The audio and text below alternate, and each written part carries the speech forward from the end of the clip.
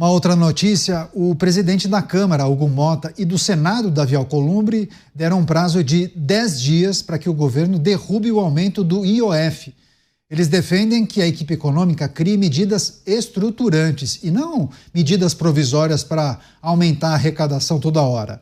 Motta subiu o tom e criticou o Planalto, afirmando que os parlamentares estão insatisfeitos e que o Brasil está cansado de aumento de impostos.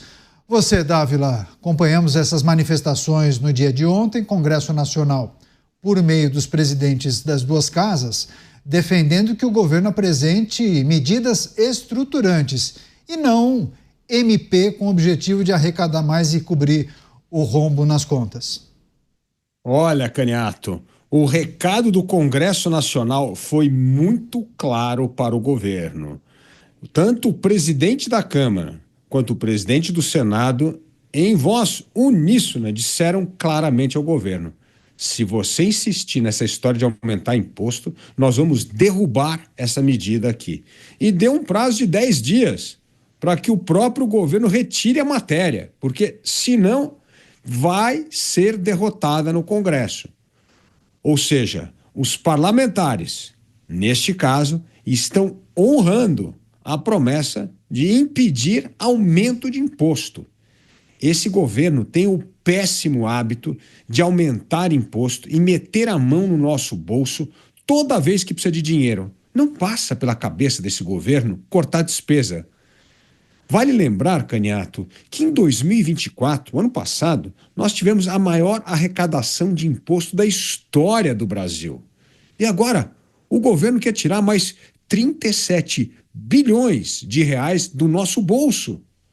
O brasileiro não aguenta mais pagar imposto para financiar a irresponsabilidade fiscal do governo.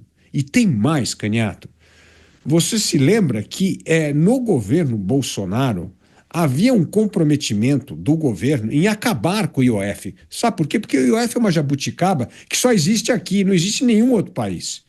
E era uma das condições básicas para o Brasil poder ingressar na OCDE, na Organização para a Cooperação do Desenvolvimento Econômico. O Brasil não poderia ingressar na OCDE se mantivesse o IOF.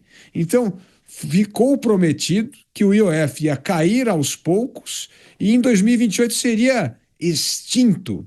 E está aí o governo. Agora descobrimos por que o governo não quer ingressar na OCDE.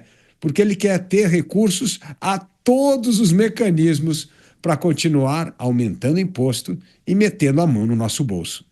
Pois é, para derrubar a medida, inclusive, houve essa sinalização, o Congresso poderia usar o PDL, né, que é um dispositivo que consegue sustar essa medida provisória editada pelo presidente da República. Você, Motta, as sinalizações do Congresso Nacional, os recados já foram dados para a administração, principalmente para o ministro Fernando Haddad, e a ideia é que o governo se debruce, trabalhe e elabore uma lista de medidas estruturantes para mudar o que a gente tem observado e não somente uma MP que vai fisgar um pouquinho aqui e um pouquinho ali.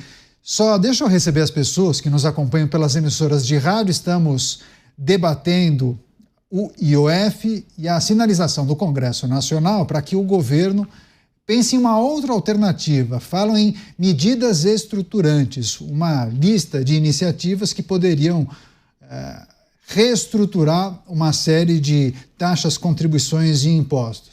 Você, Motta, os recados dados por Hugo Motta e Davi Alcolumbre ao governo federal. O Motta está certo. A carga tributária do Brasil é uma das maiores do mundo. É maior do que a de países que competem com a gente, como México e Índia, que os dois têm carga tributária na faixa de 20%. A do Brasil é 33%. A carga tributária do Brasil é maior do que a carga tributária dos Estados Unidos da América, cujas forças armadas têm a responsabilidade de policiar o mundo inteiro. Engraçado é que a gente ouve pessoas justificando coisas como esse aumento do IOF, eles sempre falam de uma justiça tributária. Não sei se vocês já ouviram esse termo. Acontece que não existe imposto justo. Como o nome diz, imposto é um pagamento imposto pelo Estado. No caso do Brasil, é um pagamento imposto por um Estado que não cumpre com nenhuma das suas obrigações. Eu queria ler aqui, Canhato, um comentário que veio de um espectador nosso, Manuel Tavares, que está acompanhando as nossas discussões aqui. Ele disse: Mota, tenho quase 63 anos, quase a minha idade, e cresci ouvindo que o Brasil é o país do futuro. Depois de tanto tempo, ele, o futuro que tanto esperei, com quem tanto sonhei e que tanto planejei, não veio. Só veio a desesperança, o medo e a insegurança de ter trabalhado uma vida inteira para nada. Eu tenho certeza que o sentimento do Manuel é hoje o sentimento da maioria dos brasileiros. Sem sombra de dúvida. A gente agradece a manifestação do Manuel também. Você, Beraldo, como avalia essas discussões em torno do IOF, a medida do governo federal, a reação e a resposta do Congresso e esse pedido, né, que haja algum tipo de mudança a médio prazo, pelo menos, e que o governo apresente quais seriam as mudanças estruturantes? Tem algum palpite? Canhato, para mim, esse episódio, essa manifestação de Hugo Mota demonstra a tragédia que é o atual governo. Hugo Mota, ao que consta, almoçou com o presidente da República no domingo, depois teve ontem, se não me engano, uma reunião com o ministro Fernando Haddad e saiu atirando, coisa que contrasta com a posição que ele tem adotado em relação a temas sensíveis ao governo. Está aí o PL da anistia, que não nos deixa mentir. Inicialmente ele se manifestou extremamente favorável, assumiu o compromisso durante a sua campanha para a presidência da Câmara de que apoiaria e colocaria o PL para discussão e votação, e depois mudou radicalmente de ideia e varreu o PL da anistia para debaixo do tapete. Em relação ao IOF, obviamente não faz sentido que ele tenha essa postura de dar prazo para o governo mudar a proposta e arrumar uma outra solução, sem que ele tenha combinado isso com o presidente da República. Portanto, na minha visão, esta posição intransigente de Hugo Mota demonstra que o presidente da República usou o presidente da Câmara para pressionar o seu ministro da Fazenda. Parece que Fernando Haddad não agrada ao presidente, não agrada ao governo, mas não pode, por algum motivo, ser cobrado pelo presidente ou, eventualmente, não pode ser demitido pelo presidente, uma vez que talvez as cobranças do presidente não estejam sendo suficientes para fazer que Fernando Haddad mude de atitude. Então, há um problema gravíssimo de alinhamento entre essas duas figuras que são chaves para o Brasil, que é o presidente da República e o ministro da Fazenda.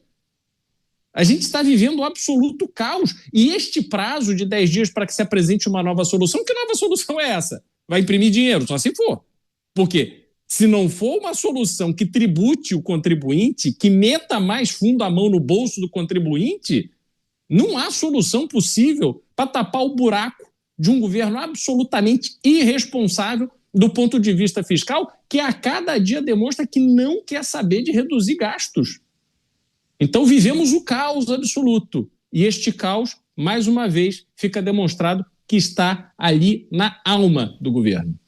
Pois é, mas esse aspecto destacado pelo Beraldo também é muito interessante, né, Dávila? Porque muitos falam sobre essa relação pouco fluida entre o presidente da República e o ministro da Fazenda, ou do ministro da Fazenda com outros integrantes do Planalto. E Haddad já foi chamado de o mais tucano dos petistas, né? Teria um perfil diferente, mais moderado, e não agradaria aqueles integrantes do PT mais tradicionais. Eu não sei se é só isso. Talvez ele tenha alguma independência, ou uma certa independência, isso também desagrada muitos integrantes do governo. Vai saber. Canhato, acho que o melhor amigo do ministro Haddad devia ligar para ele e falar assim: você está parecendo o sapo naquela panela que está aumentando cada vez mais a temperatura da água e não sabe que está sendo cozinhado. É exatamente isso que está acontecendo. É uma derrota atrás da outra. Mas o fato é que o IOF não é só meter a mão no nosso bolso para tirar 37 bilhões de reais. O fato é que o IOF vai encarecer a vida de todo mundo, da classe média, do pequeno comerciante, daquele que tem uma pequena indústria têxtil ali. Por quê? Porque vai custar, pode dobrar o custo de você obter empréstimo, de ter o capital de giro. Uma corretora, a XP, fez um cálculo que ia aumentar mais ou menos 20%. Então é isso aí. Vai aumentar o crédito, vai aumentar o... E sabe o que vai acontecer quando aumenta isso? Vai todo mundo repassar para preço. Quando você repassa para preço, Caniato, vai aumentar a inflação. Então, quer dizer, é uma política que mete a mão no nosso bolso, encarece o dinheiro para as pessoas que já pagam o juro, um dos juros mais altos do mundo. E aí o que vai acontecer? Vai repassar para preço. Aí quando você chegar no supermercado no dia seguinte, está tudo mais caro. Porque ninguém vai conseguir absorver este custo a mais. Porque já está todo mundo com a água na altura da boca. Não dá mais. Então o governo tem que cortar despesa. E ele se nega peremptoriamente em fazer o dever de casa.